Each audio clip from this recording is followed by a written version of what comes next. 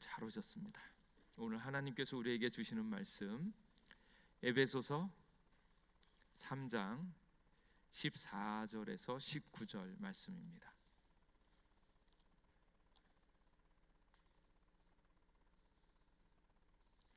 에베소서 3장입니다. 3장 14절에서 19절까지의 말씀입니다. 한 절씩 교독하겠습니다.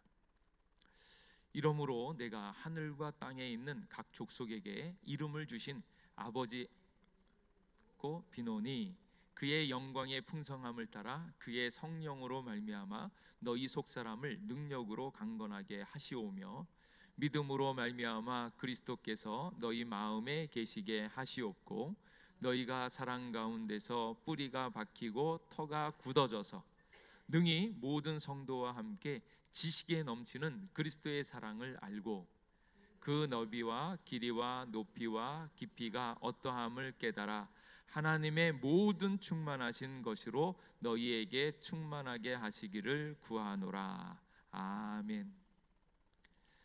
잘 지내셨죠? 주님과 함께함이 우리에게 기쁨이 되어지고 또 힘들고 어려운 일이 있을 때마다 주님께서 우리를 인도하여 주실 줄 믿습니다. 오늘 내가 만든 신 마지막 시간입니다.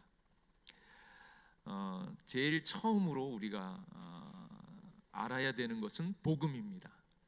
복음의 속성을 잘 알면 말씀을 어떻게 알아듣고 또 말씀에 깊이 잠기게 되어지고 그리고 그 말씀으로 앞으로 나아가는 것들을 알 수 있도록, 그리고 우리가 집중하려고 할 때 복음에 집중해야 되는데 엉뚱한 것에 집중하기가 너무 쉽기 때문에 우리의 초점을 복음에 맞추기 위해서 복음이 무엇인가 하는 것을 알아야 되고요. 그러고 나니까 그 복음이 우리의 존재, 우리의 삶에 그대로 적용되어지려고 할 때 나도 모르게 이전에 있던 습관들과 생각들에 꽉 잡혀져 있어서 더 심각한 것은 내 삶에 있어서의 그 영적인 초점이 하나님께로 맞춰져 있는지, 성령의 인도함을 받고 있는지, 아니면 내 마음대로 내 생각대로 움직여가고 있는지를 점검하는 겁니다. 근데 생각 외로 많은 분들이 이 초점을 많이 놓쳐버립니다. 왜냐하면 지금까지 지내오면서 그렇게 하지 않아도 잘 사는 것처럼, 믿음이 좋은 것처럼, 이렇게 괜찮게 살아온 것처럼 느껴지기 때문에 그렇습니다. 근데 제가 계속 반복해서 생각하게 되어지는 것들은 복음이 있으면 복음의 깊이로 점점 나아가는 길을 가고 있는지, 아니면 멈춰서서 온전하게 자라나지도 못하고 제자리에 있는 것은 아닌지, 후퇴하고 있는 것은 아닌지를 점검해 봐야 된다는 거예요. 근데 그러려고 할 때 제가 가슴에 두고 있는 마음은 무엇인가 하면, 하나님의 말씀은 씨앗이다라는 거예요. 복음은 씨앗이다. 그래서 복음이 들어와서 내 자리에 딱 잡혀져 있으면 복음은 뭐예요? 자라나게 되어 있다라는 거예요. 이게 복음이 점점 자라나야 됩니다. 근데 복음이 자라나지 않고 그 자리에 가만히 있으면 직감적으로 뭘 아셔야 돼요? 아, 내가 병들었구나, 뭐가 잘못됐구나. 또 아니면 믿음이 점점 떨어지고 있다? 그러면 더 걱정을 하셔야 되는 거예요. 옛날에는 안 그랬는데 지금 왜 그럴까? 옛날에는 안 그랬는데 지금 그래요. 근데 지금 그러면 그것은 뭐예요? 그 사람의 지금 복음에 대한 생각 또는 믿음이 병든 것은 아닌가 점검해 보셔야 된다는 거예요. 여러분, 그 아이들 있잖아요. 아기가 자라나서 점점 커가는데 엄마들이 제일 처음에 걱정하는 게 뭐였어요? 아이가 너무너무 잘 크고 막 이러는 거 너무너무 감사한데 어느 순간 걱정이 덜컥 올 때가 있어요. 언젠가면 말이 늦을 때. 이제 엄마들이 애가 타죠. 5살, 6살 되어지면 적어도 아빠, 엄마 뭐 이런 거 해야 되는데 애가 전혀 말을 안 하고 있으면 엄마, 아빠는 걱정이 되어지잖아요. 얘가 귀가 아픈 건 아닌가, 아니면 말이 왜 늦는가, 머리가 나쁜 건 아닌가, 심지어는 얘가 전응하는 아닌가 서부터 온갖 잡생각이 다 들어오는 거예요. 그때 이 아이가 말을 못하고 점점 자라나지 않으면 부모들은 얘의 병이 있거나 뭐가 문제점이 있지 않는가 이걸 고민한다라는 거예요. 그리고 또 슬픈 이야기도 있죠. 그 아이가 지능이 자라나지 않고 계속적으로 20살이 되어졌는데도 5살 지능이다 이러면 뭐라 그래요? 얼마나 부모님의 마음이 아프겠습니까? 근데 이것을 믿음으로 다시 전환을 하면 여러분들이 처음 믿었을 때 그 감격, 그 은혜 너무 좋잖아요. 근데 거기서 가만히 있어서 10년이 가고 20년이 가고 그랬는데도 믿음이 자라나지 않고 사랑이 커가지 않고, 그러면 하나님 아버지께서 우리를 보고 뭐라고 하시겠습니까? 굉장히 답답하겠죠. 하나님의 세계가 있는데, 하나님의 높고 위대하심이 있는데 그것을 경험하지 못하고 그저 그렇게, 또 더 심각한 거는 첫 믿음이 제일 좋았다고, 첫사랑은 너무 뜨거운데 조금 더 시간이 가면 갈수록 점점 그 믿음이 떨어지고 있다. 그러면 하나님 아버지께서 굉장히 안타까워 하신다는 거예요. 그래서 믿음이 점점 자라나야 되는데, 믿음이 자라나지 않을 때 우리가 제일 처음에 점검해야 될 것이, 내가 지금 품고 있는 말씀이 생명이 있는가? 생명이 있는가? 말씀이라고 자기가 가지고 있는 거, 그게 생명이 없으면 어떻게 되어집니까? 말인즉슨 그게 복음인가 하는 거예요. 복음은 기쁨이고 즐거움이고 능력인데 왜 복음을 안다고 생각을 하는데 왜 그것이 은혜가 안 생기고 기쁨이 안 생기는가? 그러니까 네가 지금 품고 있는 그 말씀에 생명력이 있는가? 생명이 되어지는 복음을 알고 있는가? 그것부터 점검하셔야 된다는 거예요. 그래서 내가 지금 품고 있는 말씀에 생명력이 있는가? 그래서 생명력 있는 예수 그리스도의 복음을 품을 수 있기를 주님의 이름으로 축복합니다. 그리고 그 말씀이 내게 들어오면 뭐가 되어져야 돼요? 옥토가 되어져야 되잖아요. 옥토는 100배, 60배, 30배인데 돌짝밭, 가시떨기밭 이런 데는 어떻게 돼요? 조금 들어가는 듯 하다가 말라버리는 거예요. 이게 너무 명확한 비유입니다. 오늘을 살아가고 있는 많은 기독교인들이 말씀을 받는데, 말씀을 받을 때는 은혜 많이 받을 것 같고 복 많이 받을 것 같아서 받는데 정작 뿌리 내리지 못하고 말라버려지고 거기다 사탄이 와서 그 말씀을 훅 가져가는 거 버려요. 그러니까 못 자라는 거예요. 거기에다가 좀 자라려고 치면 가시떨기가 막잖아요. 그게 뭐예요? 염려, 근심, 돈에 대한 욕심들 이런 것들이 와가지고 이생의 염려와 근심으로 막 덮이니까 신앙이 자랄래야 자라지 못하는 겁니다. 그러니까 그것을 뚫고 일어설 수 있도록 내 믿음이 병든 것은 아닌가. 첫 번째로는 그 말씀이 생명력이 있는가, 복음인가 하는 것을 확인하는 것이고, 복음이 내 안에 들어왔으면 그것을 내가 붙잡고 계속적으로 성장하고 있는가 하는 거예요. 어디까지 성장해야 되는가? 오늘 있는 말씀에 보면 그의 영광의 풍성함을 따라 그의 성령으로 말미암아 너희 속사람을 능력으로 강건케 하시고, 속사람이라는 거예요. 속사람. 속사람은 혼을 이야기하고 혼의 중심인 마음을 이야기하고요. 그리고 그 마음의 핵심은 어디에요? 영의 인도함을 받는, 성령의 인도함을 받고 있는 나의 영, 나의 마음들, 이런 그 속사람이 능력으로 강건하게 되어지는, 그리고 믿음으로 말미암아서 그리스도가 너희 마음에 계시게 하시옵고, 옛날에 계셨는데 이게 아니고 지금도 내 안에 계실 수 있도록 붙잡는 거예요. 그리고 사랑 가운데서 뿌리가 박히고 터가 굳어져서 그 다음에는 모든 성도와 함께 지식에 넘치는 그리스도의 사랑을 알고 그 너비와 길이와 높이와 깊이가 어떠함을 깨달아 하나님의 모든 충만하신 것으로 너희에게 충만하게 하시기를 구하노라. 이 믿음의 길들을, 이 축복의 길들을 쭉 인도함을 받아서 앞으로 나아갈 수 있기를 주님의 이름으로 축복합니다. 근데 이것에 멈춰서게 되어지면, 병이 들었거나 힘들고 어려운 일이 생기면 이렇게 나가지 않고 오히려 방해하는 세력들, 새들이 와서 먹어버리고 가시떨기가 막고 있는 그 세계를 맛보면서 주저앉게 되어집니다. 근데 그렇게 주저앉게 되어지는 것들, 내가 지금 말씀이 내 안에 있는데 그 말씀을 붙잡고 가는가, 아니면 역시 세상의 염려와 근심에 사로잡혀져 있는가, 더 나아가서 그 안에 내가 하나님이 아닌 다른 것들을 섬기고 있는가, 우상은 아닌가, 이것을 보게 하는 거예요. 그래서 내가 만든 신, 이제 이렇게 주님을 쭉 믿고 따라가고 성장하면 되어지는데, 그 템포를 놓쳐버리게 되어졌을 때, 또 그것을 방해하고 있는 세력들이 들어왔을 때 다시금 주님께로 나아가는 길을 마련하는 것, 우리에게 있는 우상들을 살피는 겁니다.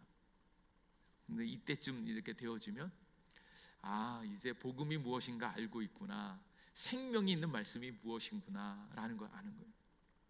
복음이 아닌 말씀들이 있잖아요. 수고하고 애써서 네가 네 인생을 책임져야 되고 뭔가 노력하고 행위로 뭔가를 하려고 하는, 그래서 은혜가 아니고 내가 열심히 하고 내가 뭔가를 잘했을 때만 막 복을 받을 것처럼 느껴지고 있는 것들은 복음이 아니기 때문에 평안이 없습니다. 근데 그것부터 일단은 점검하셔야 되고, 이제 그러면서 그 복음을 어떻게 내가 꽉 잡을 수 있는가, 그리고 그것을 방해하는 것은 뭐가 있는가 하는 것들을 할 때 우상을 점검하는 것들이에요. 쭉 우리가 지금까지 배워온 것들이 있잖아요. 돈, 권력, 로맨스, 이런 것들, 그런 것들이 우리가 아는 듯하지만 나도 모르는 사이에 거기에 사로잡혀서 내 안에서 안정의 욕구, 인정의 욕구, 통제의 욕구, 권력의 욕구, 그런 욕구들이 내 안에 득실득실 되어지는 거예요. 근데 이곳에 자유한 사람이 없습니다. 우리 모두가 다 여기에 사로잡혀서 있는 거죠.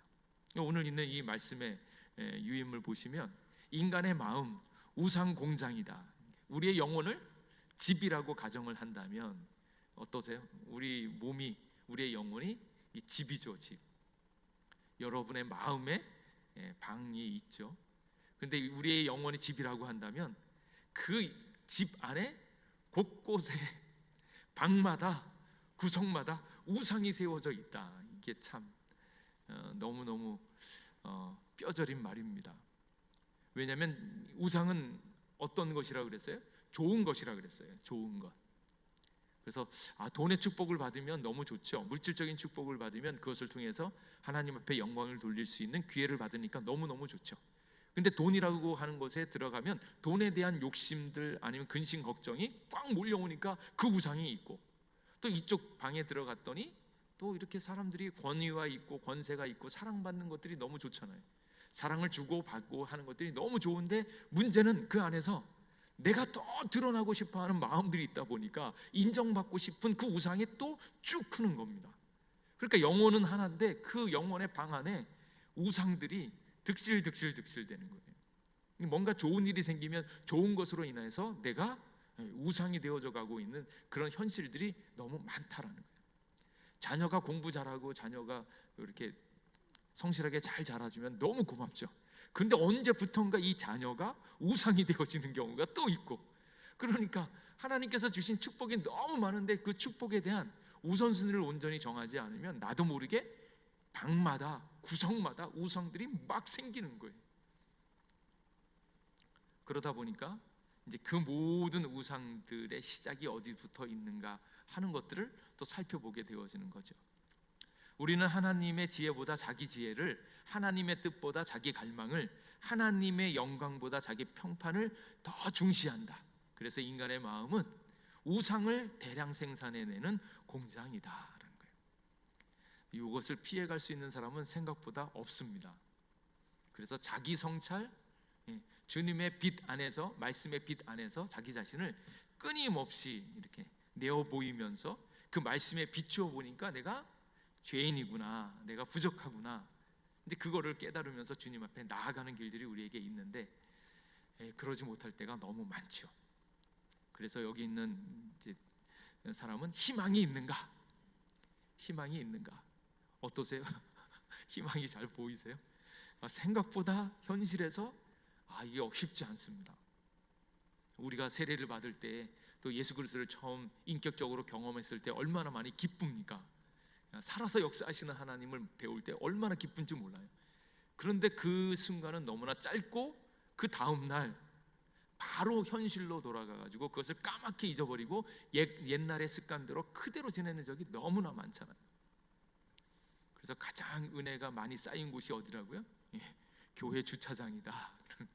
예배당에서 은혜를 잔뜩 받았는데 주차장에 와서 주차하는 사람들, 뭐 옆에서 나오는 운전하는 사람하고 부딪혀 가지고 열불나 가지고 거기서 은혜를 다 깨트린다는 거예요. 그래서 가장 은혜가 많이 쌓여 있는 곳이 주차장이다, 뭐 그런 얘기를 하는데 그 순간에 바로 다 깨지는 거죠. 근데 그 순간에 다시 우상을 깨트리고 주님 앞에 나아갈 수 있는 방법이 어디에 있겠는가? 희망이 있겠는가? 이 말씀은 정말 중요한데, 우상을 그냥 없앨 수는 없고 대체해야만 한다라는 거예요. 우상이 있으면 지금은 우상을 정리하는 것 같지만 나도 모르는 내 속에 있는 열심과 갈망이 끊임없이 계속 솟아오릅니다. 근데 그렇게 되어지기 전에 예수님을 모셔드리고 예수님을 더 많이 따라가는 거예요. 그래서 우리에게 싹트는 우상 있을 때마다 발견하면 발견하는 족족 예수 그리스도의 보혈로 해결하면 너무 좋죠. 그런데 그렇게 발견하는 것 이전에 우리가 예수 그리스도의 그 놀라운 하나님의 은혜와 영광을 찾아서 쭉 앞으로 나아가는 거예요. 제가 저는 너무 잡생각이 많아요, 너무 생각도 많고 근심이 많아서 하나님을 생각하기가 너무 어려워요, 그런 사람이 있었답니다. 그랬더니 한 목사님이 예화로 그 얘기를 하는 거예요. 어떤 한 사람이 그 궁정에 왕께 부르심을 받아서 가는데, 가는 길에 처음 이제 서울에 올라오니까 궁전으로 들어가는 그 길에 시장이 열렸는데 시장이 너무너무 재밌는 거예요. 들어가다 보니까 좋은 물건도 있고, 또 가다 보니까 쇼도 하고 원숭이 가지고 막 물건 파느라고 재밌게 하니까 그거 정신이 팔려가지고 또 좀 있다 보니까 사람들이 물건 때문에 싸우고 막 난리가 나는 거예요. 그러다 보니까 왕을 만나려고 할 때 늦어버렸습니다. 그러니까 그 왕한테 가가지고 너무 죄송하다고, 제가 세상이 너무 재밌어서 즐거워서 또 짜증나는 일도 있고 싸움 구경도 하느라고 너무 그래가지고 늦게 왔다고. 그랬더니 너 정신이 산만해졌구나, 그러면서 너가 정신을 집중할 수 있는 방법이 있는데 그거 가르쳐 줄까? 그랬더니 가르쳐 달라고. 그때 이제 이 왕이 하는 말이, 너 다음에 다시 들어올 때 물 한 잔을 딱 가지고 와. 물 한 잔을 가지고 오는데 그걸 컵에 올려놓고 딱 출발을 해라. 대신 내가 한 가지 엄명을 내리는데, 너 그 물을 들고 올 때 물이 한 방울이라도 떨어지면 너 그 자리로 죽는다, 그러는 거예요. 그러니까 이 신하가 다시 왕을 만나러 들어갈 때 물을 한 잔 딱 하고 딱 오른손에 쟁반 위에 딱 들고 가는데, 물방울이 떨어지면 어떻게 된다고요? 죽는다고요. 그러니까 그 물방울 딱 그 컵 들고 그것을 가지고 전진을 하는데 시장이 너무 시끄러운 거예요. 볼 것도 많고 정신도 없고 막 사람들 싸우기도 하고 재미있는 원숭이 쇼도 하고 그러는데, 이 사람은 지금 목숨이 달려있는 이 컵에 물만 쳐다보고 있는 거예요. 그러니까 그거를 온전히 쳐다보고 앞으로 나아가다 보니까 빨리 왔다는 거예요. 늦을 줄 알았는데 빨리 왔다. 그 이유가 무엇인가? 요거 한 가지, 내 생명과 나의 모든 것들이 달려있는 그 한 가지에 집중하면서 왔더니 아무리 세상이 재미있고 재미없고 힘들고 어려워도 딱 빨리 올 수 있었다, 이제 그 얘기입니다. 그러니까 세상 사람들이 여러 가지들이 있잖아요. 미운 사람도 있고 힘들게 하는 사람도 있고 원수도 있고 근심도 있고 걱정도 있고 많은데, 우리가 해야 할 것은 무엇인가? 예수님 한 분만 바라는 거예요. 예수님 한 분만 바라고 한 분께 집중하여서 가면 나도 모르는 사이에 주님의 다스리심 가운데 주변에 있었던 모든 일들을 다 주님께서 해결해 주실 줄 믿습니다. 그래서 우리가 처음에 이 우상에 대한 내가 만드신 시작할 때 첫 번째 말씀이 뭐였어요? 하나님의 선하심을 기억하라라는 거예요. 하나님의 선하심을 기억해서 그 말씀만 집중하고 나아가면 세상에 귀 기울이지 않을 수 있습니다. 근데 우리가 하나님의 선하심과 인자하심을 받아서 그 인자하심이 점점 커질 수 있는 방법으로 주님 앞에 딱 사로잡히면, 좋은 사람이 나타나면 좋은 사람을 보고 시기 질투하는 것이 아니라 주님의 뜻이 이 사람을 통하여 나와 어떻게 협력할 것이며 어떻게 잘 이루어질지 주님의 뜻에 대해서 집중하게 되어지고, 때로 나를 싫어하고 나를 미워하는 사람이 있으면 그 인간 막 이러면서 원수처럼 그 짜증나는 인간 막 이러는 게 아니라, 그것 또한 하나님께서 나를 집중하기라고 하는 하나님의 뜻 안에서 그것도 하나님이 해결해 주신다라는 거예요. 원수 갚는 것들, 그들을 돌이키는 것들 하나님께 전적으로 달려있기 때문에 우리가 해야 할 것은 무엇인가 하면 오직 하나님만 집중하면서 나아가는 거예요. 그래서 하나님의 선하심, 인자하심, 또 하나님께서 나에게 허락하여 주신 그 은혜와 사랑이 점점 커지는 거예요. 그래서 우상을 대체할 수 있는 더 좋으신 하나님 아버지를 누릴 수 있기를 주님의 이름으로 축복합니다. 근데 주님이 오셔서 우리에게 생명 주시고 지혜 주시고 능력 주시면 이 모든 것들에 집중할 수가 없어요. 왜냐하면 예수님이 가장 아름답고 가장 진리이고 가장 통쾌하고 가장 즐거운 지혜가 되어주시기 때문에 예수님 한 분만으로 만족하는 것을 믿으시기 바랍니다. 근데 그것을 알지 못하면 뭔가 마음에 공허함이 생겨요. 지금도 우리가 지금 문화나 드라마 이렇게 보면 많은 사람들이 그 갈망하는 부분이 있어요. 문화를 만들려고 할 때 사람들의 니드 내지는 사람들의 이 촉각을 쫙쫙 끌어당길 수 있는 그런 포인트를 다 심습니다. 근데 그게 뭘까요? 이제 그걸 이야기를 할 때 많은 분들이 성적인 거, 그 생명과 죽음에 대한 거, 사랑에 대한 거, 인정받음, 그래서 뭐 불륜이거나 권력이나 돈에 대한 욕구들이 나오잖아요. 이런 것들을 하면 그 사람들의 관심을 쫙 끌어당기는 거거든요. 말하자면 사탄이 예수님께 시험했던 그 사건들입니다. 돌이 떡이 되게 하고 높은 데에서 경배하고 그래서 권력을 갖게 되어지는 그 모든 이야기들입니다. 그러니까 세속에 있는 모든 문화들이 결국은 그것들인데, 그걸 던지는 이유가 무엇인가 하면 그 모든 것이 예수 그리스도의 말씀으로 말미암아서 하나님의 세계에서 완벽하게 그것이 완성되어지면서 만족할 수 있는 거라는 거예요. 근데 하나님으로 인하여서 그것을 만족하지 못하면 사람들의 마음 가운데는 끊임없는 갈망이 일어나기 때문에, 근데 이 인간이 죄된 인간이기 때문에 하나님을 가까이 함으로 그것을 만족하기보다는 하나님 제끼고 하나님 없이 이 땅에서 뭔가 만족을 하려고 하다 보니까 결국은 돈에 대한 생각들, 섹스에 대한 것들, 권력에 대한 것들, 통제에 대한 것들, 이런 것들을 자기 힘대로 누리려고 하고 있는 그 관심들이 많아지는 겁니다. 그러니까 주님으로 만족하기 전까지는 계속적으로 이럴 수밖에 없는, 우상을 찾을 수밖에 없는 그런 신세가 되어지는 거예요. 그러니까 그 우상을 이겨내려면 우상을 대체할 수 있는 예수 그리스도의 은혜와 복음을 완벽하게 누렸을 때 이 모든 것들이 다 끝납니다.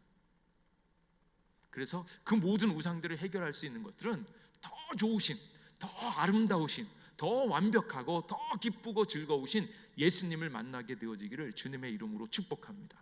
그래서 오직 희망은 예수 그리스도를 믿고 의지함으로 하나님과 생생하게 만나는 것. 그래서 예수님과 만나는 그 실력들을 길러내는 거죠. 하나님의 은혜가 우리에게 임했을 때 그 은혜를 잡고 은혜가 점점 커질 수 있는 거. 그랬을 때 이제 완벽하게 우리가 이 우상들을 제거할 수 있습니다. 근데 결국 그 얘기입니다. 근데 그 이야기를 우리에게 잘 풀어주는 사람이 있는데 야곱입니다. 야곱. 복을 얻어내려고 애쓰는 야곱 이야기 나오죠. 야곱의 이야기는 우리들이 많이 알고 있죠. 쌍둥이로 태어나서, 동생으로 태어나서 행복하기 위해서, 즐거움을 얻기 위해서 끊임없이 발버둥을 치는 거예요.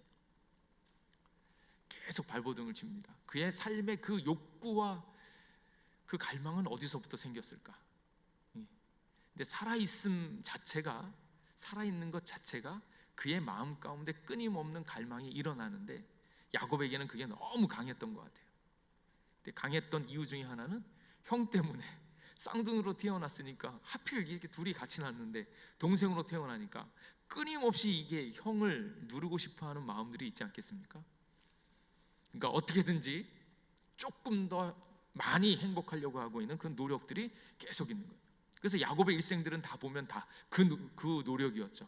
행복하기 위해서 장자권을 얻으려고 하고, 장자권을 얻었음에도 불구하고 다시 뭐 축복권을 얻으려고 하고, 축복권을 얻음에도 불구하고 그것을 완전히 독차지하려고 하다가 결국 쫓겨나고, 또 저쪽 라반의 집에 가서는 뭐 합니까? 이 라헬을 얻으려고, 여자를 얻으려고. 아니 가만히 있으면 사랑하는 사람 만나게 되어질 테이고 당연히 결혼하게 되어질 테이고 그렇잖아요. 평생 혼자서 늙어 죽으라고 그럴 건 아닐 텐데, 근데도 불구하고 남들이 얘기하기 전에 먼저 이것을 갖고자 열망하면서 막 싸워서 쟁취하고 싶어하는 그 열심들. 근데 그렇게 찾고 뜻한 대로 다 얻는 것 같잖아요. 그럼에도 불구하고 뭐가 없어요? 만족이 없는 겁니다. 근데 그렇게 애를 썼는데 만족이 없고 결국은 그 모든 것을 다 잃어버릴 수밖에 없는 상황들이 오는 거예요. 그래서 지금 하란에서 고향으로 돌아오고 있을 때 저쪽에서 누가 옵니까? 원수 같은 에서가 막 쫓아오고 있는 거예요. 그러니까 이 결전을 어떻게 할까? 이 마지막, 분명히 하나님이 이제 돌아가라고 말씀하셨을 때 이제 돌아가고 있는데 이걸 어떻게 할까? 근데 그 피해 갈 수 없는, 그런데 복을 얻어내려고 하는데 그 순간에 복을 얻으려고 애를 쓰고 있는 야곱에게 있어서 마지막 남은 최후의 결전, 그게 누구였습니까? 하나님과 씨름하고 있는 그 장면이에요. 제발 나에게 복을 달라고. 야곱에게 있어서 그 상황에서 가장 이성적인 반응을, 나를 도와주십시오, 나를 살려주십시오, 나를 보내주십시오, 내가 당신하고 지금 씨름할 게 아닙니다, 그냥 가만히 내버려 두세요, 그냥 살게 내버려 두세요, 이래야 되는데 그 순간에 야곱이 정반대로 한 것은 무엇인가 하면 그 사람을 붙잡고 당신이 내게 축복하지 아니하면 가게 하지 않겠나이다, 이러는 거예요. 그 축복이요, 축복을 얻기 위한 그 마지막 결전을 벌이고 있습니다. 이때 이 일이 왜 중요한가? 너무너무 중요한 사건입니다. 왜 중요한가? 그 결과로 하나님은 거기서 야곱을 축복하였다라는 거예요. 축복하였다. 이게 놀라운 은혜의 사건입니다. 왜 은혜의 사건인가? 평생을 자기 힘으로 행복하려고 애를 쓰고 해결하려고 애를 쓰고 있었던 야곱이 자기의 힘으로 그 복을 얻을 수 없다는 것을 결국은 깨닫는 거예요. 그때 놀라운 은혜는 어디로부터? 하나님이 나타나셔서 그에게 다가왔다라는 거예요. 그래서 궁극적인 행복들, 궁극적인 해결함은 누구를 만날 때? 하나님을 만날 때 해결되어지는 거예요. 이게 너무 야곱에게 큰 축복입니다. 야곱이 원했던 것이 아니에요. 야곱이 계획한 것도 아닙니다. 근데 하나님이 야곱을 알고 야곱의 마음을 알고 야곱에게 복을 허락하기 위해서 그 마지막 장면에 하나님이 친히 나타내 보이셨어요. 그래서 하나님께서 나타나시고 하나님이 보여주시고 또 심지어는 나중에 뭐 하세요? 하나님이 져주시잖아요. 져주세요. 하나님이 힘이 없어서 져줬을까요? 아니죠. 야곱을 불쌍히 여김으로 야곱에게 진짜 붙잡고 씨름해서 얻어야 될 그 대상이 누군가? 하나님이라는 거예요. 하나님이에요. 저는 우리 믿음의 식구들이 지금의 뭐 돈 가지고 씨름하고 뭐 권력 가지고 씨름하고 자녀하고 씨름하고 가족하고 씨름하고, 그런데 그 모든 일의 결정은 하나님을 만났을 때 하나님께서 해결해 주시는 것을 믿으시기 바랍니다. 그래서 행복하려고 발버둥 치려고 할 때, 벗어나려고 발버둥 치려고 할 때 우리가 싸워야 될, 우리가 대면해야 될 유일한 분은 하나님 한 분밖에 없는 것을 믿으시기 바랍니다. 그러니까 지금 야곱이 평생을 그야말로 그의 마음 가운데 행복하려고 우상을 만들었잖아요. 장자권이 우상이 되어버렸고, 축복권이 우상이 되어졌고, 라헬이 우상이 되어졌고, 심지어는 자식들도 우상이 되어져 버렸고, 뭐든지 자기가 이기려고 행복하려고 속으로 이번에는 이거, 이번에는 이거, 이번에는 이거 막 그랬는데 그 모든 것들이 결국은 만족을 못 주고 맨 마지막에 이 모든 것을 다 얻을 수 있는 유일한 방법, 하나님 딱 보는 거예요. 그래서 우리가 진짜 씨름하고 정말로 집중해야 될 부분이 어딘가? 우리의 온 생애와 온 힘과 온 능력을 다해서 붙잡고 의지해야 될 분이 누구신가? 하나님 한 분밖에 없다는 것을 결정적으로 보여주는 겁니다. 그래서 우상을 대체할 수 있는 방법은 다른 데 있는 것이 아니라 하나님 한 분만 바라보는 것. 하나님의 선하심과 인자하심, 그리고 오늘 우리가 말씀해 본 것처럼 그 영광의 풍성함을 따라 능력으로 강건하여지고 뿌리가 박히고 터가 깊어지고 나중에는 그 사랑에 너비와 길이와 높이와 깊이가 어떠한지 그의 충만한 가운데로 들어가는 거예요. 주의 인도하심을 따라서 점점 좋아지는 것을 바라보면서 점점 커졌을 때 우상은 잽이 안 됩니다. 지금 11조 가지고 얘기할 게 아니라니까요. 11조가 뭐 많니 적으니 아깝니 얘기할 때가 아니라니까요. 우리는 뭘 드려요? 내 생애를 드리는 거예요. 내 생애, 내 모든 것들을 드려도 더 풍성한 하늘의 세계를 다 누리는 겁니다. 누구는 또 뭘 드려요? 옛날에 어떤 이제 서울시에 시장이 있어서 헌신 예배를 드리는데 서울시를 드리잖아요. 서울시를 드리잖아요. 그걸 보면서 그거 가지고 뭐라고 그런 사람들 보면 바보 같은 사람들. 서울시장이 서울시를 드린다고 서울시가 드려지냐? 그것 때문에 그 열받고 또 짜증내는 사람은 또 뭐냐? 라는 생각이 듦과 동시에 시장이 서울시를 드리는데 성도는 서울시를 못 드리냐? 우리는 서울시 못 드립니까? 우리도 기도해서 서울시 드리면 되잖아요. 서울시만 드립니까? 이 세계는 못 드려요? 하나님의 자녀로서 기도함으로 내게 있지 않은 것까지도 내가 주님 앞에 드릴 수 있는 그 믿음과 그 권세가 있어야지. 내가 가지고 있는 것들만, 내 안에 있는 11조만 드리겠어요? 그러지 마시고 이 모든 것이 하나님의 것이니까 하나님이 나를 통하여서 이 모든 것을 드릴 수 있으면 내가 없는 것까지 드려야지. 서울시 내 게 아니에요. 하나님 거예요. 그러니까 나는 이 서울시를 통틀어서 하나님 거니까 하나님 앞에 드리고 싶어요. 최정일 목사가 서울시를 하나님 앞에 드리는데 열받을 사람이 있을까? 근데 제 마음은 서울시 하나님께 드리고 싶어요. 내 것이 아니지만, 내 소유는 아니지만 정말 다 드리고 싶어요. 전 세계를 그냥 그대로 하나님 앞에 드리고 싶은 마음이 굴뚝 같아요. 그럴 마음이 어떻게 생기는가? 우리는 하나님의 자녀로서 하나님의 인도하심과 하나님의 풍성하심이 있으면 그 어떤 거라도 더 많이 주님 앞에 드리는 거예요. 나한테 있는 것만 드리라는 법이 어디 있습니까? 그래서 전 세계를 위해서 기도하고 장차 나타날 하나님의 백성들을 위하여 기도하고요. 그런 권세가 우리들에게 있고 그런 마음들이 우리에게 생길 수 있는 영적인 담대함이 있을 수 있기를 주님의 이름으로 축복합니다. 그 복이에요. 그러니까 야곱이 지금 누구를 붙잡고 있어요? 하나님을 붙잡고 있는 거예요. 하나님을 붙잡으니까 하나님 제발 축복해 주세요. 축복하지 않으면 가지 않겠습니다. 여기에 가장 놀라운 축복의 이유는 어디냐면 하나님을 붙잡았다라는 거예요. 하나님을 붙잡고 부족한데 뭐 축복을 달라고 자꾸 얘기하고 있는 그 방법이 맞습니까? 틀립니까? 잘 모르겠어요. 근데 하나님이 그 하나님을 붙잡고 하나님을 이기려고 길을 쓰고 있는 야곱을 바라보면서 하나님이 뭐라고 할까요? 아서라, 내가 너 같은 거 못 이기겠냐? 근데 이 길을 쓰고 이 야곱이 하나님을 이기겠다고 붙잡아 드는데 하나님이 그를 불쌍히 여기니까 쳐주시잖아요. 쳐주면서 뭐라 그래요? 내가 너를 복을 준다. 너는 이제 이름을 바꿔서 이스라엘이라고 할 것이다. 하나님과 겨루어 이겼다라는 이름을 주시면서 복을 허락하시잖아요. 가장 저는 재수 좋다고 이야기를 하면 안 되는데 재수 좋은 사람이 누군가 하면 십자가에 예수님께서 달리실 때 그 옆에 있었던 강도요. 강도. 어쩌면 그의 직업이 그렇게 훌륭했을까? 하나님한테 대들잖아요. 당신이 들어갈 때 나를 기억해 주세요. 그러면서 뭘 달라고 강도짓을 합니까? 구원을 달라고 강도짓 하는 거예요. 예? 자기가 한 게 뭐가 있다고. 근데 예수님한테 그거를 빼앗아 달라고, 저를 구원해 달라고. 그 마지막 순간에 예수님을 대상으로 해서 그 구원을 강도짓을 하고 있는 거예요. 근데 예수님이 뭐라고 하셨어요? 그걸 가져다 놓고 받아주시잖아요. 그때 집중한 사람이 누구예요? 예수님이라는 거예요.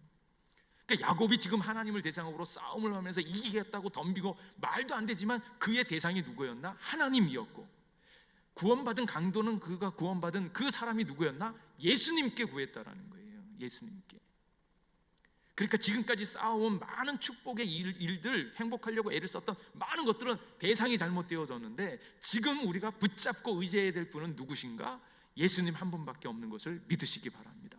그러니까 우상을 대체할 수 있는 방법은 뭔가 하면 우상들하고 싸우느라고 애쓰지 말고 먼저 가장 아름답고 가장 귀하고 가장 지혜로우시고 가장 큰 성공인 하나님 한 분만을 바라보면서 그의 선하심을 맛보면서 그 깊이 가운데로 쑥 들어갈 수 있기를 주님의 이름으로 축복합니다. 그래서 하나님이 예수님 안에서 행한 일에서 찾을 수 있다. 그래서 다른 거 하지 마시고 예수님께 집중해서 예수님의 놀라운 축복과 은혜를 얻는 것, 그 안에서 만족했을 때 세상에 있는 돈에 관심을 두겠습니까? 하나님의 아들이면서 하나님의 권세를 얻었는데 이 땅에서 뭐 대통령쯤 하려고 애를 쓰겠습니까? 그렇지 않습니다. 이 땅에서는 가치 있는 것처럼 보이지만 결국 썩어질 것들 거기에 관심 두지 않고 보이지 않는 세계에서 하나님의 놀라운 축복과 은혜를 누리면 그거 줘도 싫고요, 그거 많으면 골치만 아픈 거예요.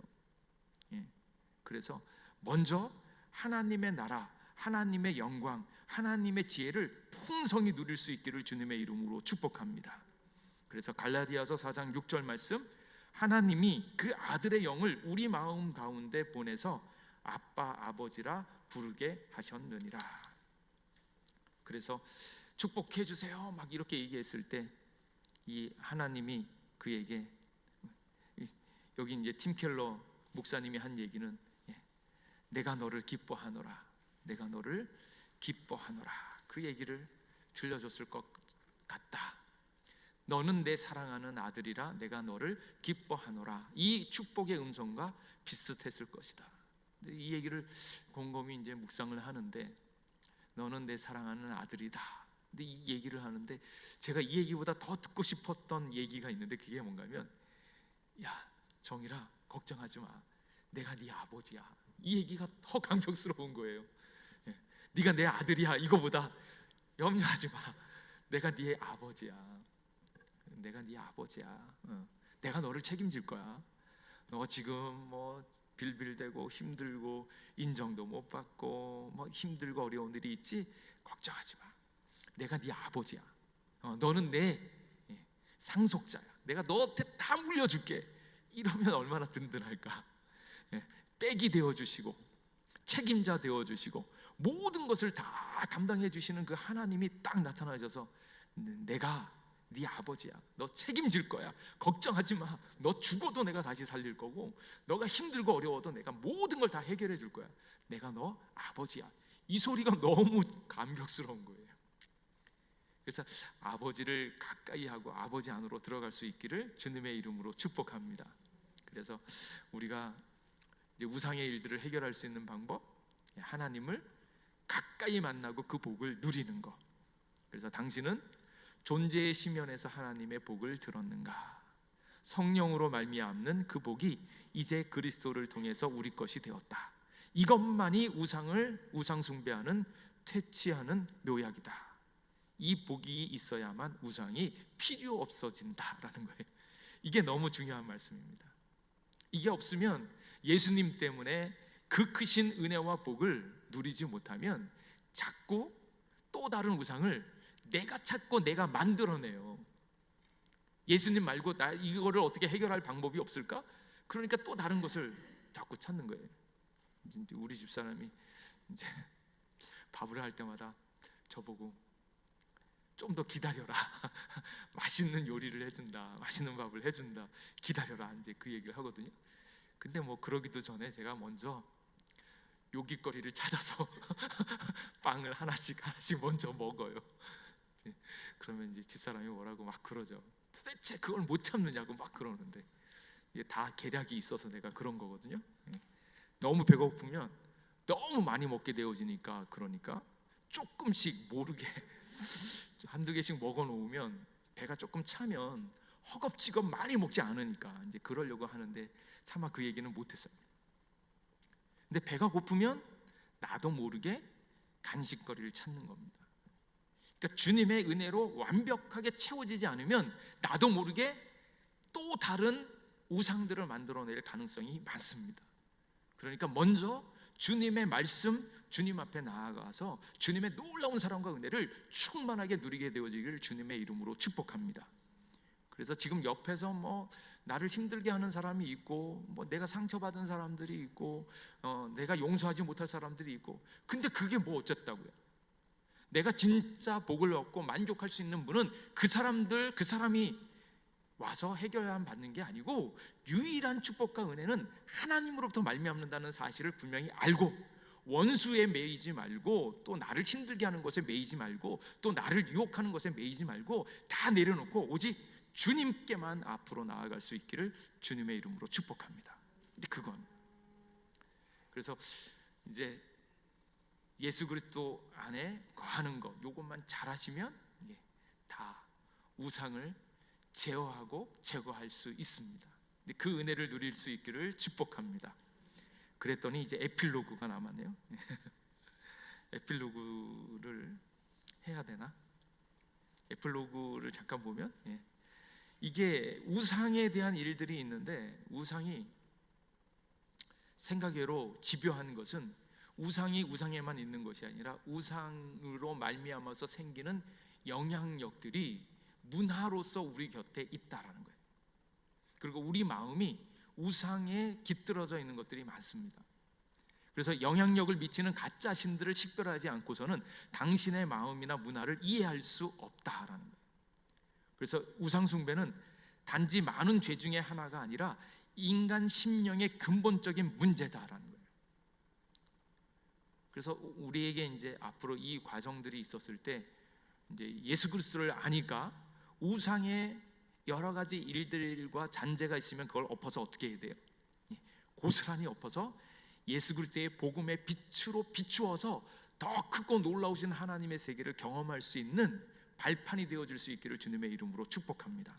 근데 그렇지 않으면 오히려 나도 모르는 사이에 자기를 속임으로 우상에 빠질 수도 있어요. 그래서 우리 안에 싹트고 있고 깃들어져 있는 우상들을 식별해 내어지는 거예요. 식별하는 방법, 우리 여기에는 4가지가 나와 있습니다.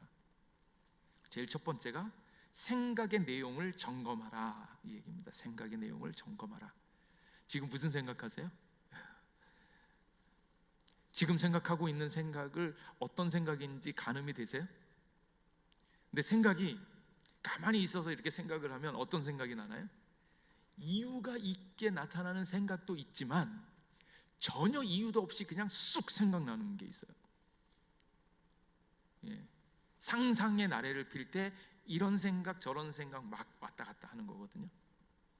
근데 생각이 훅 들어왔다 훅 가는데, 저는 이것 또한 영적인 일이라고 보는 겁니다.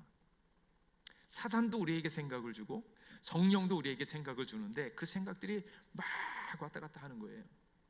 생각을 내가 만드는 게 아니고 생각이 들어오는 거더라고요.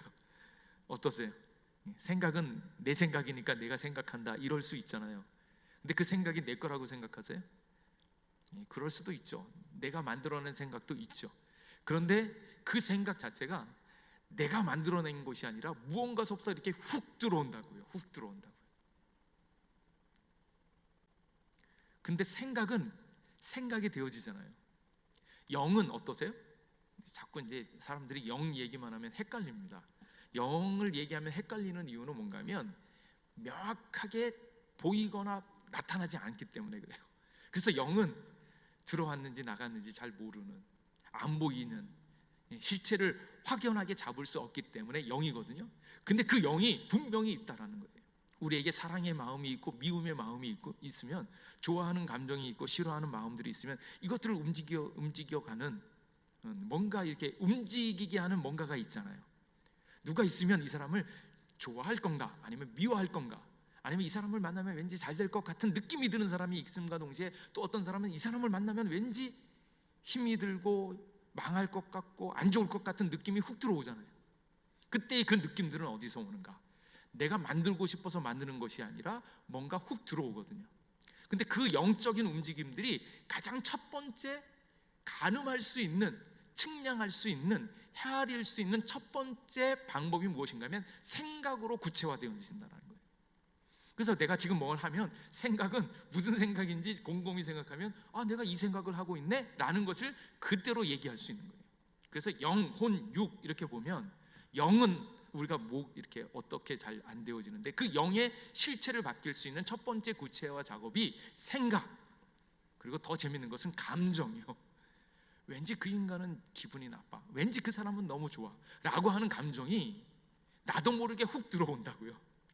근데 생각으로는 저 인간 미워하면 안 돼, 그래도 다 같은 사람인데, 그래도 이웃인데 미워하면 안 돼. 그런데 재수없고 기분 나쁜 건 어쩔 수 없는 거예요. 그게 다 들어와 있다는 거예요. 그러니까 생각을 해도 감정도 지 마음대로 훅 들어왔다 오는 거예요. 근데 그나마 생각은 뭐예요? 감정도 마찬가지로 감정도 생각해 볼 수 있는 거고, 생각도 생각해 볼 수 있는 거고, 그래서 생각의 내용을 점검하라는 거예요. 여러분이 어떤 일이 생기면 이제 그러잖아요. 오늘 자매님 참 예쁘시네요, 오늘따라 참 예쁘시네요. 그러면 그 얘기를 들으면 어떻게 해야 됩니까? 감사합니다, 오늘 주님의 은혜로 제가 이렇게 예쁩니다, 이러면 되는데, 그 또 누군가는, 심보가 못된 사람은 그러면 어제까지 못생겼단 말입니까? 오늘따라 예쁘다는 얘기는 칭찬하는 말이고 축복하는 말이잖아요. 근데 내가 심사가 뒤틀려 있는 사람은 뭐라 그래요? 그러면 내가 어제까지는 못생겼다는 말입니까? 왜 지금에서 이런 얘기를 하는 겁니까? 이렇게 얘기를 하면 그 사람 마음은 이미 아닌 것들이 이렇게 드러나는 거예요. 근데 그 상태, 이런 얘기가 누군가는 이제 또 말을 바꿔서 그런 느낌이 들더라도 고맙습니다 이러고 넘어가지만, 실제적으로 우리가 생각을 생각해 보라고 얘기하는 이유는 무엇인가 하면, 나한테 그러면 어제까지 못생겼다는 말입니까? 라고 하는 말을 하게끔 생각이 든다면, 지금 내 영적인 자리는 어딘가 하는 것들을 점검해 봐야 된다는 거예요. 그러니까 지금 당신이 기분이 나쁘다, 감정이 어떻다 뭐 이러면 그 생각과 감정이 왜 그런 생각이 들었나 하는 것들을 속이지 말고 너의 영적인 자리를 점검해 보라는 얘기예요. 그래서 우상을 식별하려면 생각의 내용을 점검하라는 거예요. 그러니까 네가 이제 맨 마지막에 가장 통제하기 힘든 자기 감정을 보라. 그러니까 그 감정도 무언가서부터 생긴 감정인데 왜 싫은가, 왜 싫은가, 왜 좋은가 하는 그 감정이 생긴 이유를 곰곰이 들어가 보라는 거예요. 그렇게 찾아가 보면 그 마지막에는 뭔가이면, 너가 하나님 없이 무언가 뒤틀려져 있는 너의 우상 덩어리들이 보여줄 수 있다라는 거예요. 그래서 우상을 식별하는 방법 중에 첫 번째는 생각의 내용을 점검하라, 이 내용이고, 그리고 4번도 가면 가장 통제하기 힘든 자기 감정을 봐라 라는 거. 이제 두 번째 있는 거, 돈을 어떻게 쓰는지 보라. 돈을 쓴다는 얘기는 자기의 가치를 거기에 부여하면서 그 일들을 만들어 가잖아요. 그래서 영혼 육이 있으면 육은 행위로 되어지는데, 행위는 영의 인도함을 받는 혼의 인도함을 받는 그 의지가 구체화되어졌을 때 육으로 나타나는 거니까. 그리고 그 육에서 그냥 가서 수고하는 것이 아니라 돈까지 쓰면서 하면 뭔가 더 깊이 있게 확실하게 자기의 자리매김이 정해지기 때문에 당신이 돈을 어디에 쓰고 있는지를 점검해 보라는 거예요. 그러면 우상을 식별하기가 쉽다. 그리고 기도가 응답되지 않고 희망이 꺾일 때 반응은 어떠한가 살피라는 거예요. 일상 속에서 당신의 진짜 구원은 무엇인가, 당신의 실제 신은 무엇인가, 그 답을 아는 좋은 방법이 있다. 기도가 응답되지 않고 희망이 꺾일 때 어떻게 반응하는지를 보면 된다.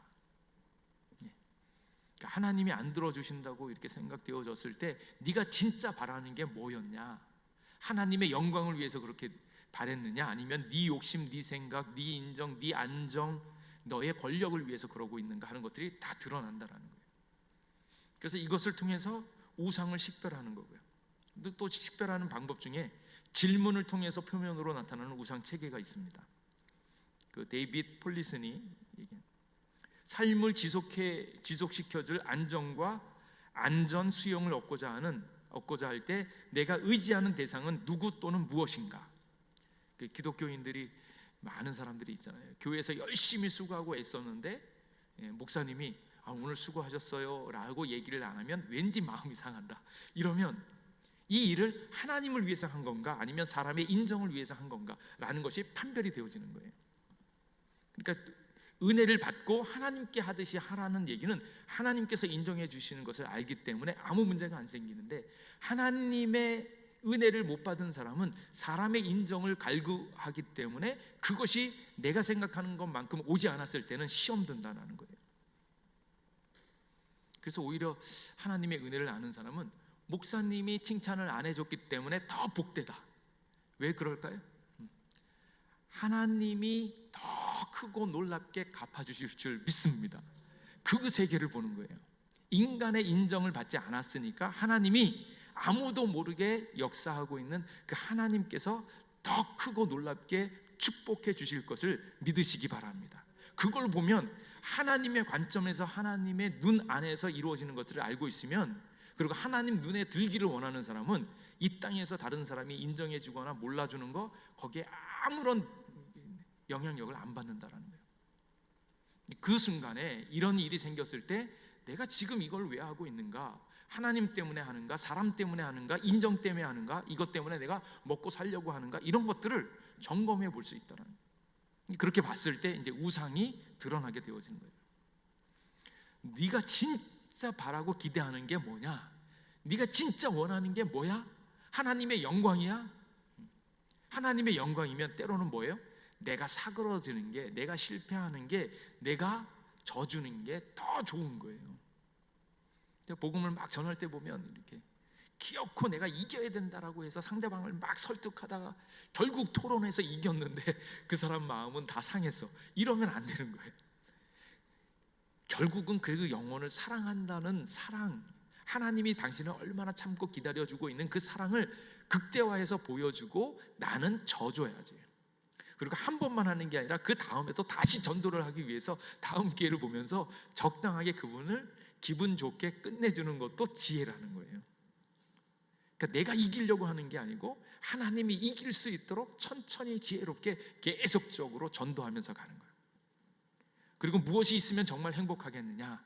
무엇이 있으면 남들에게 인정받고 받아들여질 수 있는가? 이 질문을 하면서 하나님을 섬기고 있는지 우상을 섬기고 있는지, 구원을 그리스도에게서 바라고 있는지 아니면 거짓 구주에게 바라고 있는 건지를 찾아내는 거예요.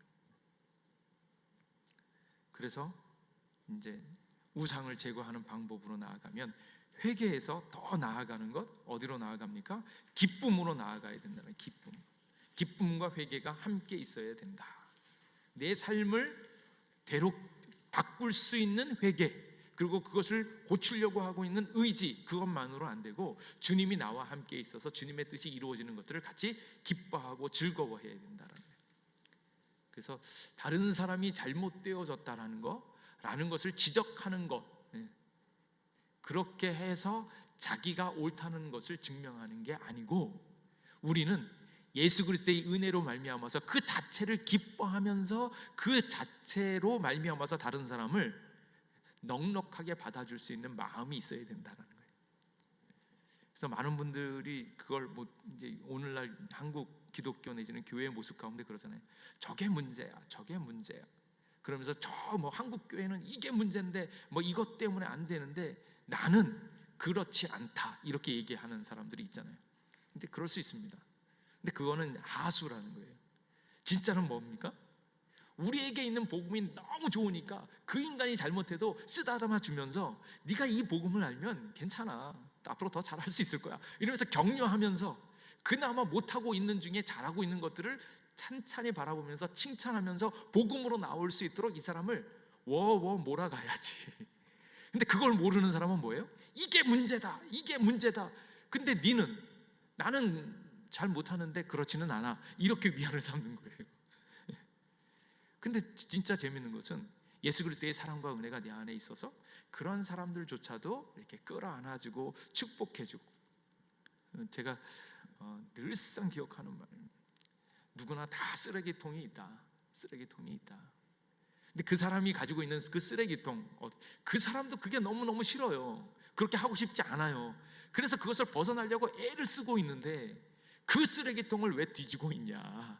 그리고 그 쓰레기통을 왜 하필, 그 사람의 좋은 것도 많은데 좋은 것 안 보고 왜 그 사람의 쓰레기통을 뒤지면서 내 인생을 허비하고 있냐? 그 사람의 좋은 것을 바라보면서 그 사람이 좋은 거니까 좋은 것을 본받아서 우리도 더 예수님께 가까이 나아가자. 그렇게 이제 방향을 잡아야지. 근데 그 은혜가 없는 사람들은 이 예수 그리스도의 은혜와 사랑이 충만하면 그럴 수 있지, 아직도 덜 됐네, 앞으로 좋은 날이 오면 더 잘할 수 있겠네, 이렇게 가능성을 열어주고 소망을 주면서 더욱더 거기가 성령 충만할 수 있도록 우리 같이 기도하자. 성령님이 역사하시면 그 사람도 바뀌게 될 거야. 이제 그렇게 격려하면서 우리는 성령 충만해서 예수 그리스도의 사랑을 더 많이 누리면서 더 높은 세계로 하나님의 기쁜 인류를 위하여 앞으로 나아가자 이래야 되는데, 그걸 못하는 사람들은 한국교회에 어떻다 얘기만 할 뿐이라는 거예요. 그 얘기를 하면서 자기가 마치 심판자 또는 의인이 되어진 것처럼 막 얘기를 하는데 그거는 아마 하수입니다. 그래도 또 이렇게 얘기해 놓고서도 저도 또 그럴 실수를 할 때가 있으니까. 근데 방향은 어딘가면 예수 그리스도의 놀라운 사랑과 은혜를 붙잡고 그 가운데로 깊이 들어가는 거예요. 그래서 우상 제거할 때 마무리는 어떻게 하는가? 영성 훈련을 통해서. 필요한 영성 훈련은 무엇입니까? 개인 기도, 공중 예배, 묵상하는 거예요. 예배를 통해서 하나님을 만나고 그 만난 하나님을 우리가 지금 큐티하고 말씀 보면서 그 세계를 점점 내 삶 가운데 묵상함으로 점점 깊이 만들어가는 것이고, 그리고 스스로 기도해서, 기도는 누구 거예요?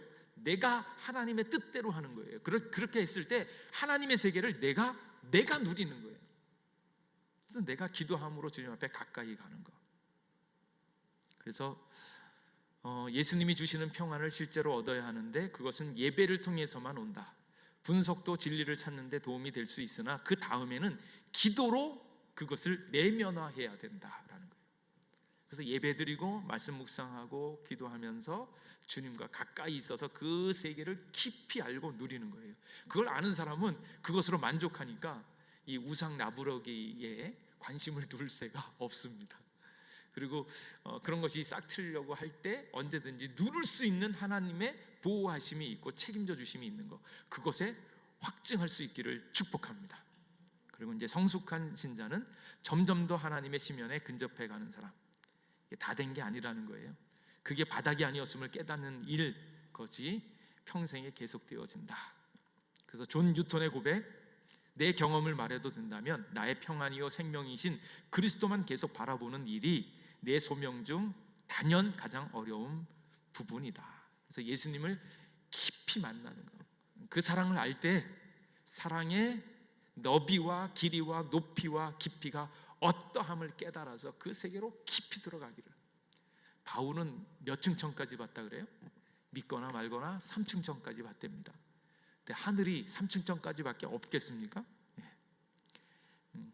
아마 적어도 7층천은 넘을 것 같아요. 왜냐하면 이 무지개도 7색깔이잖아요. 그 작은 빛 안에도 7색깔이 있는데 하늘이 얼마나 넓겠습니까? 3층천 아니라 4층천, 5층천, 그 높고 위대하신 하나님의 생과 사를 뛰어넘는 이 땅에서 누릴 수 있는 그런 작은 기쁨이 아니라 정말로 하늘의 기쁨을 맛볼 수 있는 정말로 그 놀라운 세계를 바라면서 그리로 들어갈 수 있기를 주님의 이름으로 축복합니다. 우리 같이 기도하겠습니다. 하나님, 오늘 우리와 함께 해주셔서 감사합니다. 우리 삶 가운데 싹트고 있는 여러 우상들이 있습니다.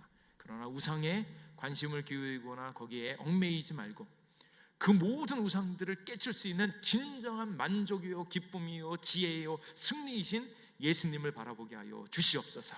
그러므로 그 풍성하신 예수님의 사랑으로 우리에게 싹트는 우상들을 해결하게 하여 주시옵고, 또 우리 주변에 힘들고 어려운 사람들을 찬찬히 도와줄 수 있는 저희들 되게 하여 주시옵소서. 감사드리옵고 예수님 이름으로 기도하옵나이다. 아멘.